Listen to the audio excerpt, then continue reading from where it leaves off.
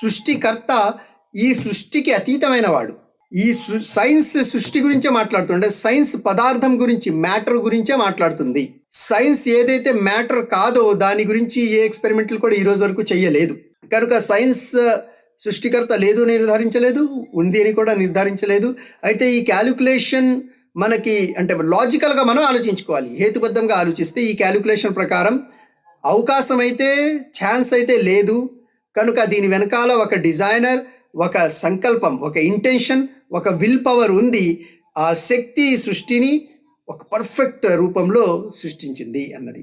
ఇంకా Steven Hawkins ప్రఖ్యాత శాస్త్రవేత్త, అతను ఏం చెప్తారంటే, ఈ యూనివర్స్ మొత్తం విశ్వంలో ఉన్న క్యాలిక్యులేషన్స్ కనుక తీసుకుంటే, అంటే భూమికి సూర్యునికి ఉన్న దూరం ఉదాహరణకు, అలాగే భూమి సూర్యుని చుట్టూ తిరగడము, తన చుట్టూ తాను తిరగడము, ఎంత స్పీడ్లో తిరగడము, ఇవన్నీ ఆలోచించి వీటన్ని క్యాలిక్యులేషన్స్ చూసుకుంటే మానవ ఉనికి ఉండడానికి అద్భుతంగా ఈ సృష్టిలో ఈ క్యాలిక్యులేషన్స్ అన్ని చాలా పర్ఫెక్ట్ రీతిలో ఫైన్ ట్యూన్ చేయబడ్డాయి. అంటే ఒక ఫైన్ ట్యూనింగ్ ఉంది, ర్యాండమ్నెస్ లేదు.